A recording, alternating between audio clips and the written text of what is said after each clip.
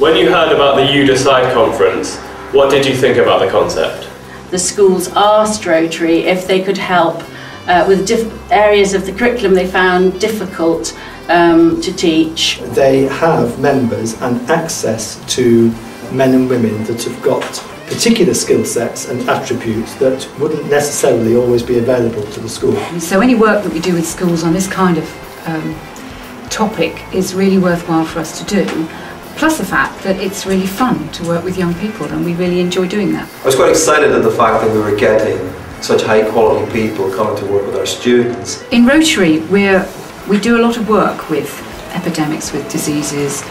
We've got our End Polio Now campaign going at the moment. So it's really important that we get young people to understand these kind of issues from an early age. The reason I got involved most was that I'm a great supporter of Rotary, and particularly the polio campaign. Secondly was probably because I had polio as a child, and so it's very close to my heart. It was incredibly important for us in terms of our global citizenship, because that's something we've really endeavoured to do through our agenda. But I also thought it would be genuinely good for the young people involved. It's about our young people getting a much broader experience of the world and what the curriculum means in the real world. And from a Rotary perspective, we've been thanking the Andover Rotary Club for coming up with the idea and arranging it all in the first place.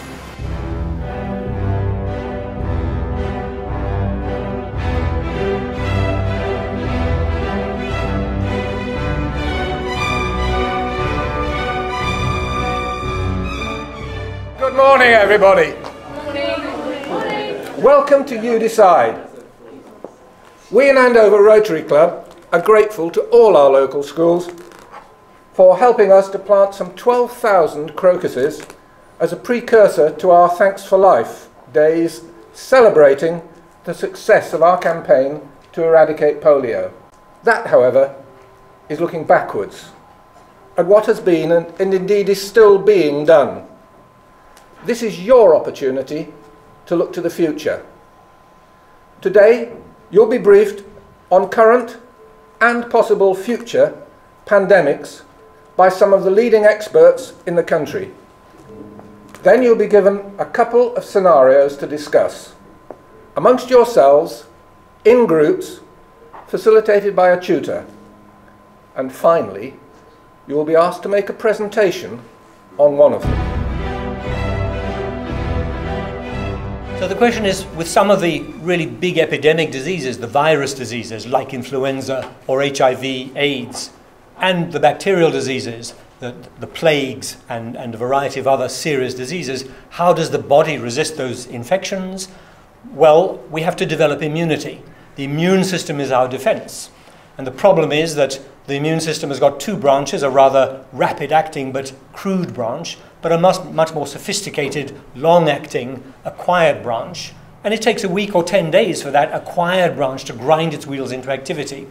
So we have to get over the first infection to develop the immunity, and then if we get exposed to that infection again, we will be able to resist it and it won't have a chance to set foot in us.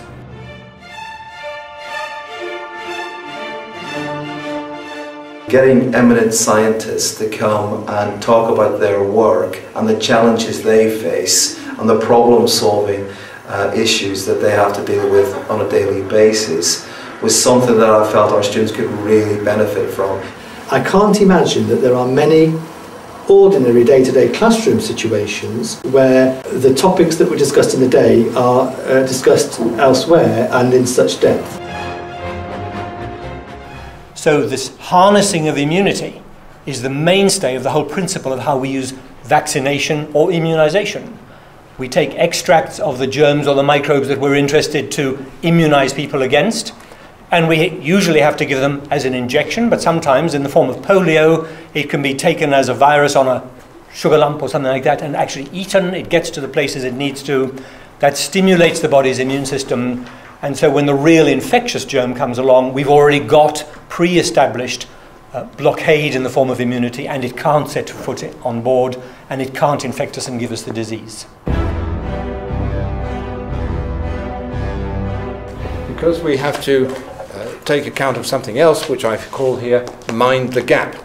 And the gap is between what is politically possible and what needs to be done. So you have to think about that too. It's not just the science that you're dealing with, but also the communication of your strategy to the population as a whole. The challenge for you then is, how will you, when you've worked out your scenario, your response to it, how will you attract people's attention? How will you get the message across? And how will you make sure that something happens as a result? So, your task is to work out how these scenarios should be tackled and to present your case to the government, not only what they should do, but how they should do it. Just move in, settle down.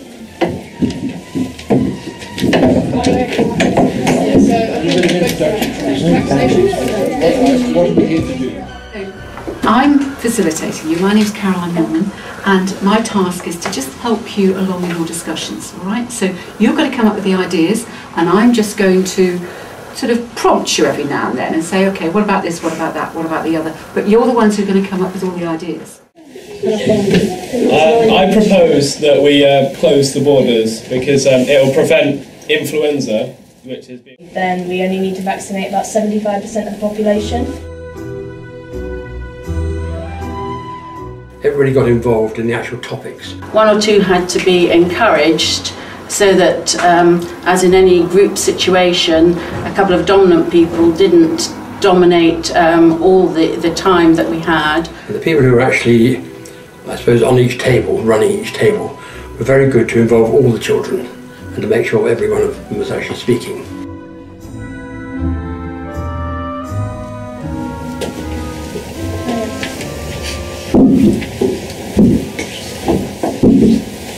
So what do you guys think about this? Laura, what do you think? I think it's kind of okay, really. I mean, you've got the main part of it. You just need something to tell people about it. You just need the reason for it and why you want to have them vaccinated against it. If we do herd immunity, then we only need to vaccinate about 75% of the population, and then everybody else will be safe from the virus. And who's doing the presentation? Have we decided? Might go for Chris. Yeah. Okay, I think we should elect Chris and Ellie to do the presentation. Okay, you all happy with that? Yep. Yes? Yeah. Okay, fine. So we really need to make sure that Chris and Ellie know what they're going to say. It was extremely well planned. And they took it very seriously, and they did what we would expect of them. The whole group, we planned it out as a group, and we kind of nominated who was going to speak, and then 2 or 3 groups came together afterwards. It was very unusual to have an event run by sort of young adults or children. Because the students had been treated like adults. It could have been any adult conference in any town, anywhere. And I thought it was just one of the best things you could possibly have. In terms of the curriculum, it was a really enriching experience. Okay, so in our groups we were looking at the first scenario on what we would do if an influenza epidemic were to enter our country. So we started by looking at how we can prevent an epidemic from starting in the first place. Our initial plans were to close the borders of the UK, but that would be politically impossible due to the fact that it would cut off trade links and we would not be able to gain resources from abroad.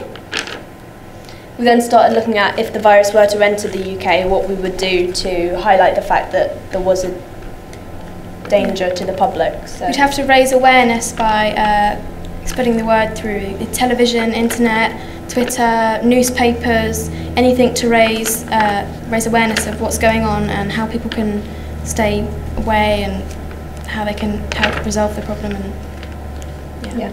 We then looked at if the virus were to enter the UK, which it probably would, how we would deal with it. We decided that we would need to vaccinate people in the population. We figured for herd immunity, we would only need to vaccinate 75% of the population for everybody to be safe. We decided we were also going to take a couple more simple measures, such as having antibacterial hand gel on buses and in public places, and raising awareness of the disease so that people know how to deal with it, how to avoid it in general. and keep safe. Okay, thanks very much for that presentation. I think you've got some very good points there, and you've talked about herd immunity, which is very important and is a critical strategy. But you said that we need to vaccinate 75% of the population. That's still an awful large number in the UK. How on earth do you prioritise the people that receive vaccine? We would start with the most vulnerable, such as pregnant women, children, the elderly and people that are working in the health industry, obviously because they would be giving the vaccines and therefore they would be the most vulnerable also to the virus itself, and they would need the protection as well. Well, thank you, team, for that report. You covered a number of the really important issues there, I think. Thank you, Richard. And I would like to say how we, as the medical advisors working together with you in the Rotary Club, have been very impressed with the way these young people have handled this. We really debated whether we should make it a serious adult level conference, which would require the young people to engage in weighty matters, stretching and enlarging their minds perhaps into areas that they hadn't been dragged before. But we had every confidence they would do well, and they've absolutely risen to the occasion and done a great job. So on behalf of the external advisors and the Rotary Club, I think you deserve a great vote of our thanks. Well done.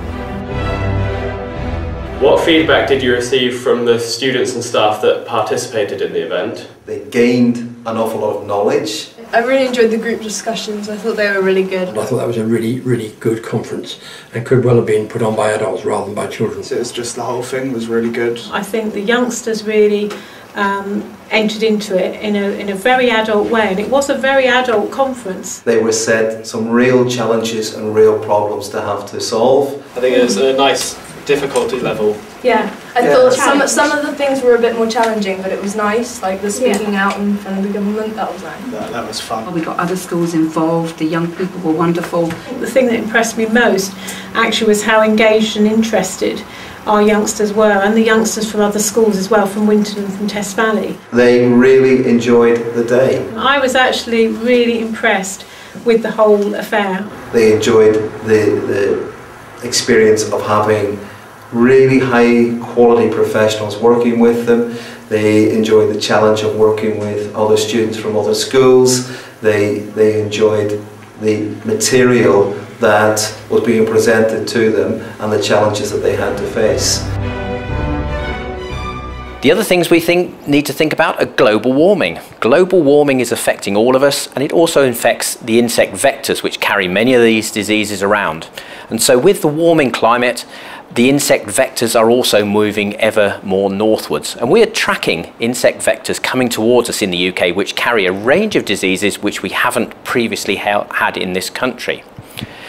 But is this cause for alarm? It causes some alarm, but one of the things that we need to do is to make sure that we keep watching to see what's going on and keep monitoring the situation in terms of the vectors and also the infectious diseases which they carry and the infectious diseases being brought into this country. Would Harold Way join up with the Rotary Club to do similar events? An unqualified yes. I want to encourage more and more of these types of events in the school. I think probably a really good thing for the school. They've learnt, and that's, for me, the bottom line. And hopefully this will go on and there'll be a lot more conferences held. What I'd like to do is actually think that perhaps our youngsters would come up with a scenario and ask the Rotary to support that by providing a conference and venue and participants. It's something that Rotary do particularly well. So yes, absolutely, I would do this work again. Yeah, I definitely think that the Rotary Club should do more stuff like this. Yeah, I agree. Yeah. Rotary, you're hired!